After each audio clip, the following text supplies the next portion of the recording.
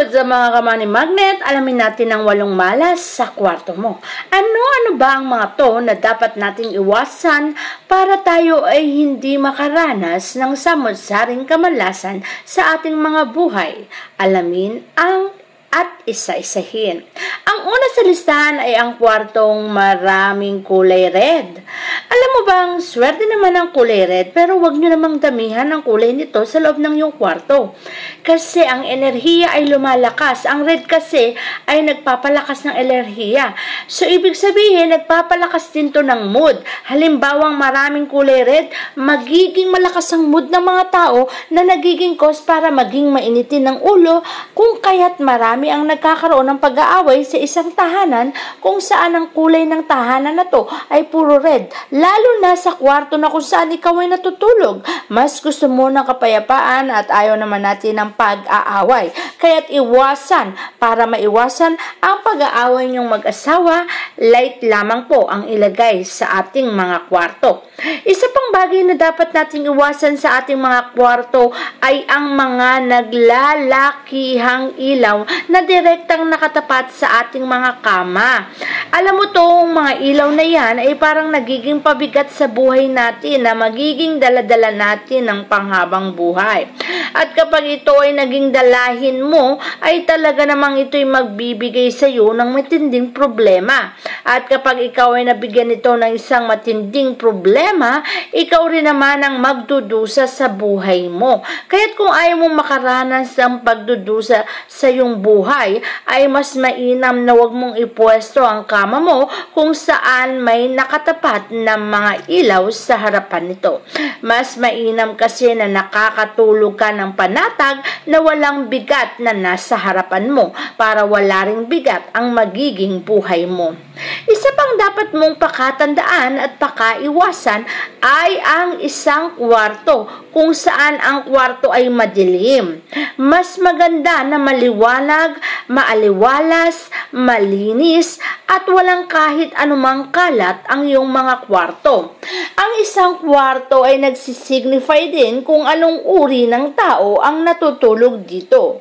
Kung ito'y marumi, masikip at madilim, yan din ang mangyayari sa buhay mo.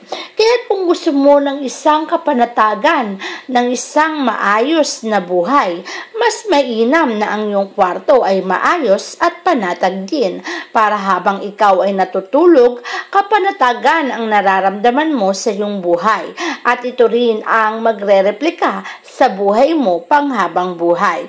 Isang panatag, maaliwalas, maayos at suwerteng pamumuhay. Dito nyo mararamdaman yan kung maayos rin ang iyong kwarto. Kaya't simulan mo nang linisin at ayusin ito. Tandaan mo rin ang ating mga kwarto ay hindi dapat nakasandal sa mga bintana. Mas mainam na pader ang sinasandalan nito para bagang sumasandal ka sa isang bagay na magbibigay sa iyo ng 1% ng talaga namang tinatawag na success sa buhay. Kapag kasi ang mga bintana ang nasa likuran, parang lumulusot lamang ang mga positibong enerhiyang natatanggap natin. Lulusot ito palabas at hindi magtatagal sa iyong buhay at sa iyong tahanan. Kaya naman kung may matatanggap kang swerte, ito'y magiging panandalian lamang. Mas maganda na ang suporta na nasa likuran ng iyong kama ay talagang matindi ang ibinibigay sa iyong swerte, pader sana at hindi bintana. Iwasan mo rin na ang iyong kama ay direktang nakatapat sa salamin. Ito kasi ang pinagsisimula ng pangangalo niya o pangangabit ng iyong asawa. Hindi pwedeng asawa mo lang, maaring ikaw din ay makaranas nito.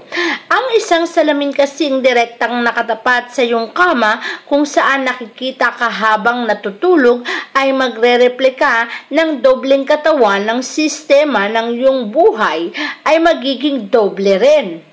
doble sa pakikipagrelasyon. At ayaw naman natin ng dobleng karelasyon. Mas gusto natin ay stick to one tayo. Pero paano kung ina-attract mo naman ang kamalasan na to dahil direkta mong tinatapat ang salamin sa mga kama mo? Iwasan mo ang bagay na to kung gusto mong maiwasan ang pangangalo niya o pangangabit ng asawa mo.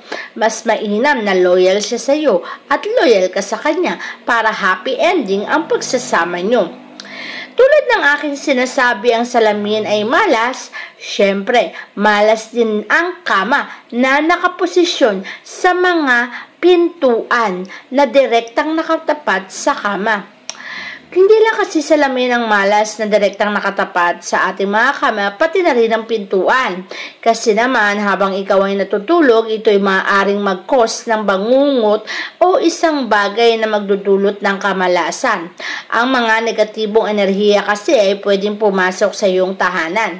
Ngunit kung ikaw ang nakahiga dyan, direktang tatama sa iyo ang mga negatibong enerhiya na yan.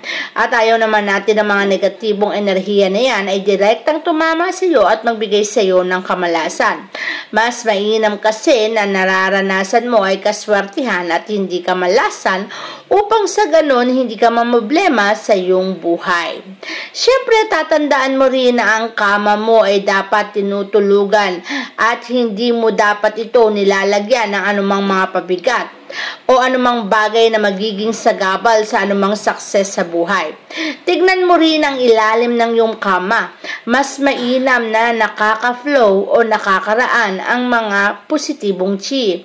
Mas mainam na maluwag at walang anumang mga sagabal. Ano ba ang mga sagabal na yan? Ito'y maaaring mga harang o mga duming nakalagay sa ilalim ng kama o kaya naman ay ginagawa mo tong tambakan. Mas mainam na malinis at nakakadaan ng mga positibong enerhiya para positibong enerhiya ay mag-flow sa loob ng iyong kwarto at makapagbigay sa iyo ng positibong enerhiya at swerte. Kapag kasi nakakagalaw ang positibong enerhiya na ipapasok nito sa buong tahanan ang kaswertihan at maaaring ito'y magdulot ng swerte sa iyong buhay.